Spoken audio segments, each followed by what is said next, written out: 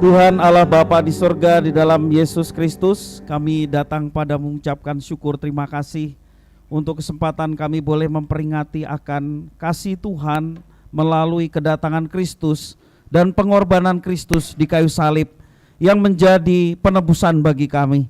Ya Tuhan, biarlah pada saat ini kami boleh bersama-sama merenungkan keajaiban kasih Tuhan melalui pengorbanan Kristus yang mendatangkan perubahan di dalam kehidupan kami yang terus dari hari ke hari semakin menyerupai Kristus yang menjadi teladan kami. Karena itu Tuhan, kami mau dekat kaki-Mu, belajar firman Tuhan. Mampukan untuk kami dapat memahami apa yang Kau maksudkan, serta Engkau menolong untuk kami dapat terapkan, kami dapat genapi dalam kehidupan kami setiap hari. Terima kasih Bapa, terpujilah nama-Mu. Demi nama Tuhan Yesus kami sudah berdoa dan bersyukur. Haleluya, amin. Silakan duduk kembali. Shalom. Selamat hari Jumat Agung ya. Paskah Jumat Agung untuk Bapak Ibu saudara-saudara sekalian. Bapak Ibu saudara-saudara, di dalam firman Tuhan yang kita boleh baca tadi dijelaskan bahwa kedatangan Kristus untuk melayani.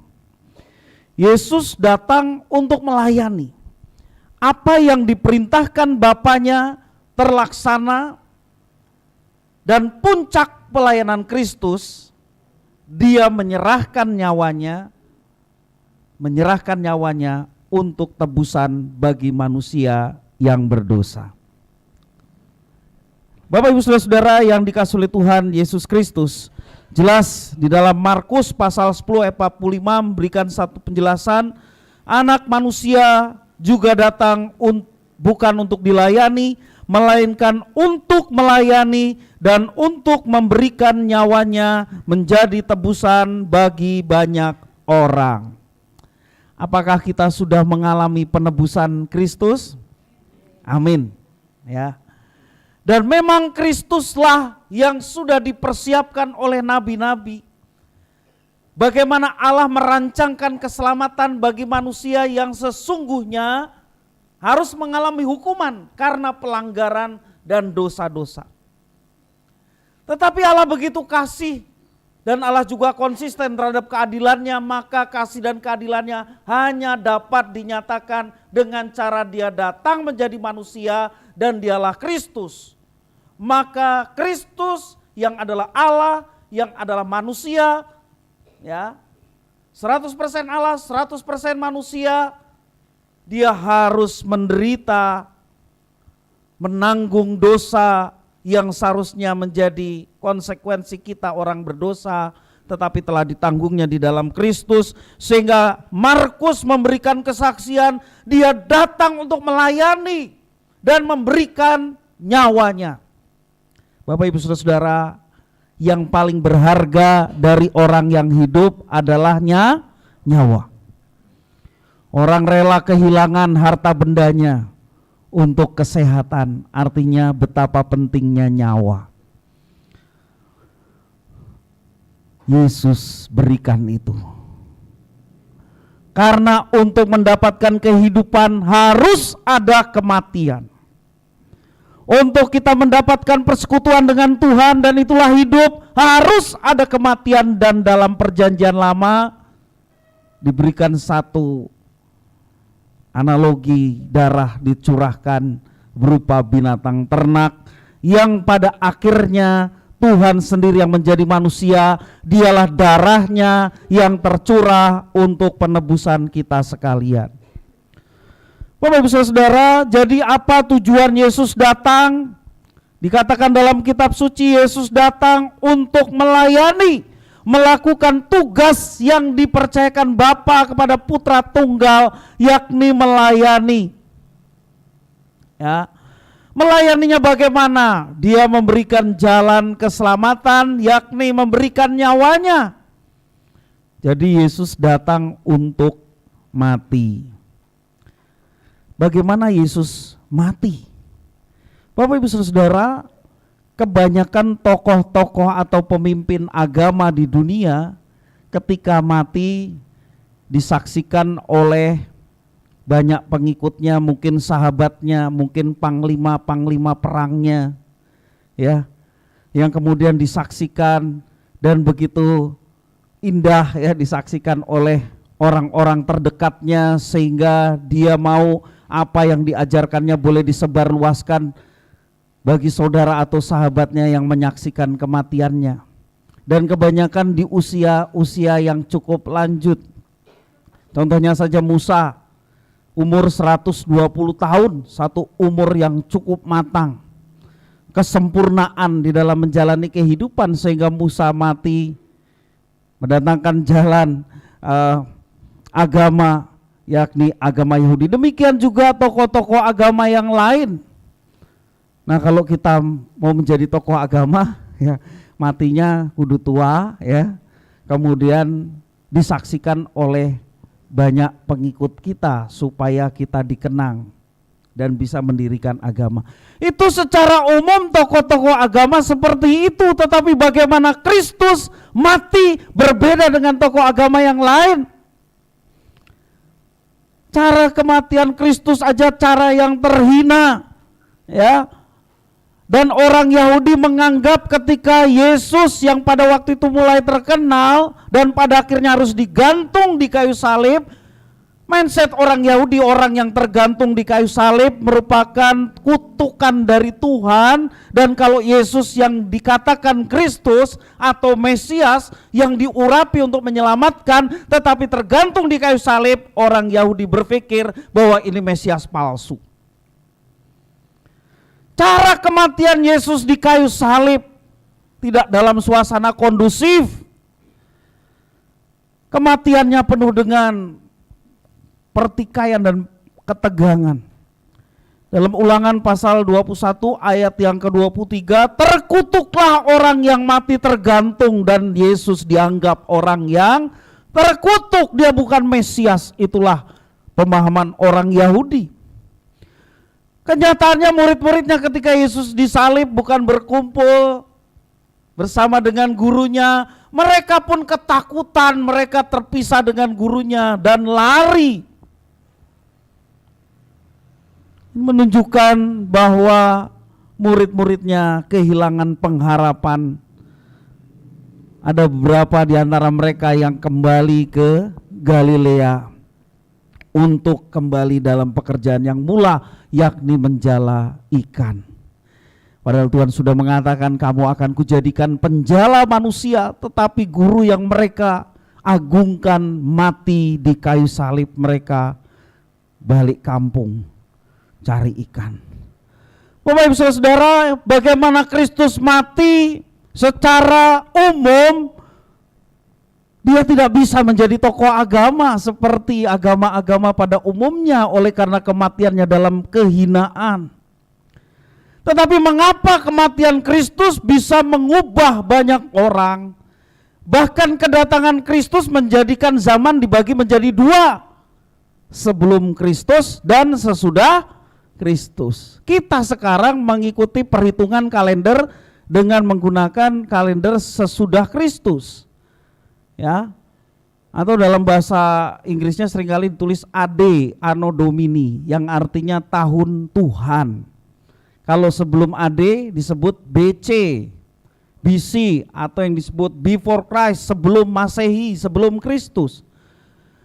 Nah, Bapak Ibu Saudara, kedatangan Kristus yang matinya di kayu salib, yang tidak layak disebut tokoh, tetapi bisa mengubah bahkan menjadi zaman menjadi dua. Artinya ada satu kekuatan yang luar biasa ketika Kristus datang menjadi manusia. Bapak Ibu Saudara, kalau Kristus hanya mati itu biasa karena semua orang pada akhirnya mati. Tetapi Markus memberikan satu penekanan bahwa dia memberikan nyawanya, dia mati untuk menjadi tebusan bagi banyak orang. Itulah yang membedakan, yang pada akhirnya ketika Roh Kudus dicurahkan, murid-murid yang menyaksikan gurunya langsung ketika Yesus mengajar kerajaan Allah, Yesus mati di kayu salib, dan akhirnya murid-muridnya berjumpa dengan tubuh Kristus yang telah bangkit. Roh Kudus menguatkan mereka sampai akhirnya mereka tahu bahwa kematian Kristus itu menjadi pusat karya Allah untuk manusia yang berdosa dan menjadi tebusan bagi banyak orang. Jadi kalau Kristus hanya mati biasa, orang disalib pada waktu itu juga biasa, dan Yesus disejajarkan dengan penjahat. Yesus disejajarkan dengan penjahat, tapi Yesus mati menjadi tebusan bagi banyak orang. Nah, Bapak Ibu Saudara-saudara yang kasih Tuhan, cara mati Yesus yang penuh dengan kehinaan itu menjadi tebusan dengan harga yang tepat. Kenapa demikian? Dia yang sempurna, dia yang tanpa cacat, tetapi harus mati dalam kehinaan.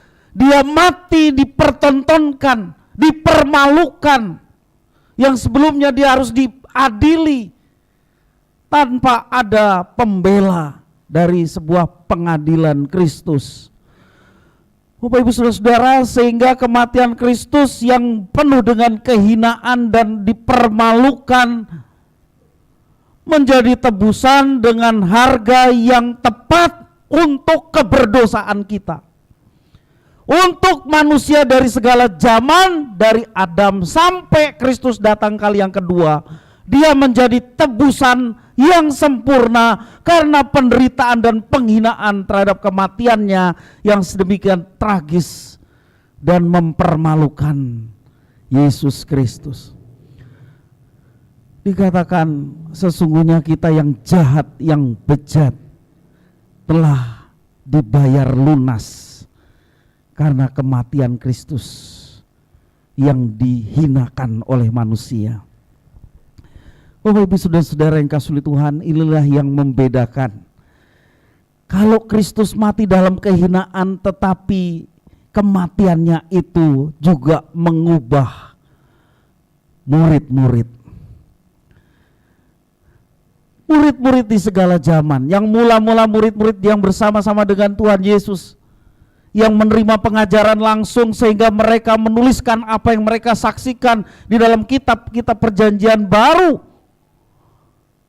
Dan sungguh menjadi berkat bagi kita murid-murid Kristus di zaman sekarang untuk tetap belajar bagaimana teladan Kristus. Karena kematian Kristus mengubah dari kesombongan diri kita manusia berdosa menjadi orang yang memiliki kerendahan hati di hadapan Tuhan. Bapak Ibu Saudara, adakah kematian Kristus mengubah hidup kita? Amin. Kalau kematian Kristus tidak sedikit pun mengubah diri kita, sesungguhnya kita belum mengalami yang namanya menjadi murid Kristen, murid Kristus. Kita masih hidup terus larut dalam dosa. Tidak ada perubahan di dalam diri kita. Bapak Ibu Saudara-saudara yang kasih Tuhan, kita ini orang berdosa dan memang keadaan kita sejak lahir adalah orang berdosa dan sesungguhnya kita layak dihukum. Tetapi Kristus yang matinya dengan penuh kehinaan menjadi harga yang tepat untuk dosa-dosa yang kita sudah perbuat sepanjang hidup dan lunas tanpa kita harus membayar tambahan. Jadi kalau kita pelayanan, kita rajin ibadah, kita memberikan persepuluhan, memberikan persembahan, kita mau melakukan apa yang diperintahkan Tuhan, itu bukan sebagai tambahan supaya kita bisa mendapatkan penerimaan dari Tuhan. Tapi kita melakukan kebajikan, diperintahkan Tuhan untuk taat beribadah, untuk rajin melakukan kebaikan dalam hidup sehari-hari, menandakan bahwa diri kita orang yang sudah diubahkan dan hidup bagi Kristus. Kalau Tuhan Yesus mengatakan barang siapa mengikut aku dia harus menyangkal diri, pikul salib dan ikut aku. Itu filosofinya orang Kristen. Mengubah hidupnya, salib itu lambang kerendahan diri di hadapan Tuhan. Kita bukan siapa-siapa dan kematian Kristus itu mengubah murid-murid akhirnya sadar. Justru di kayu salib itulah Allah menebus aku orang berdosa. Dan alasan inilah yang membuat kematian Kristus begitu bermakna dan begitu penting bagi orang Kristen, bagi kita sekalian. Walaupun fitnah terhadap kematian Kristus itu disebarluaskan, bahkan di zaman Kristus sendiri.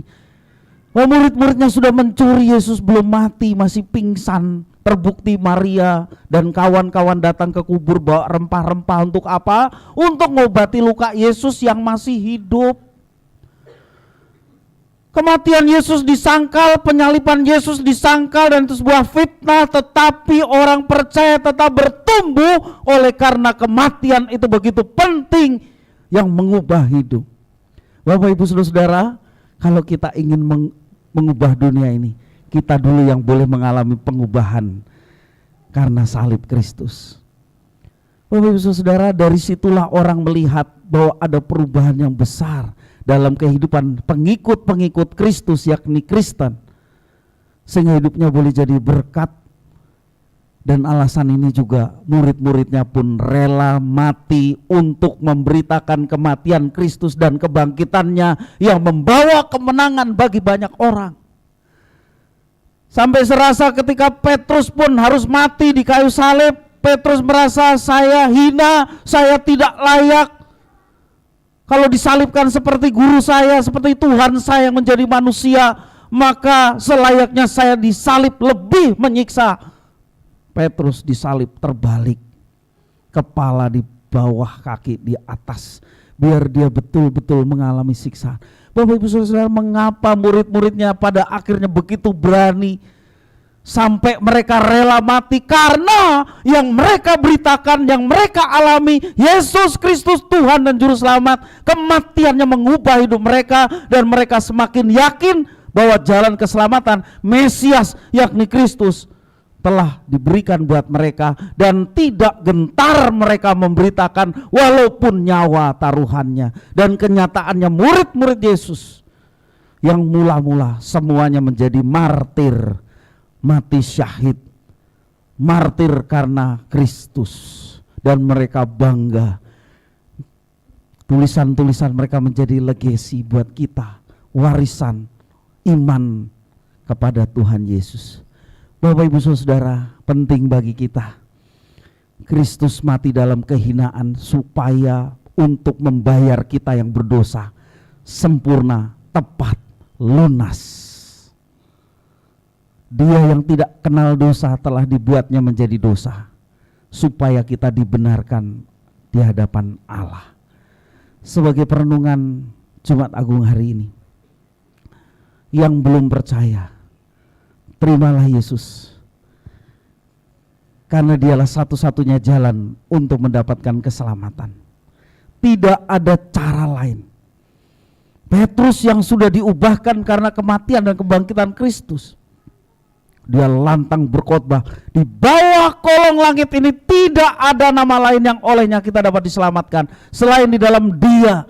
Jadi Bapak Ibu Saudara, Allah telah menentukan jalan untuk kita selamat. Allah mau berdamai dengan kita, dan pendamaian tidak ada cara lain selain daripada darah yang dicurahkan, dan darah Kristus itulah jalan pendamaian untuk kita dapat menerima keselamatan yang Tuhan berikan. Terimalah Yesus sebagai penebusan diri kita orang-orang berdosa, maka kita akan mendapatkan jaminan keselamatan.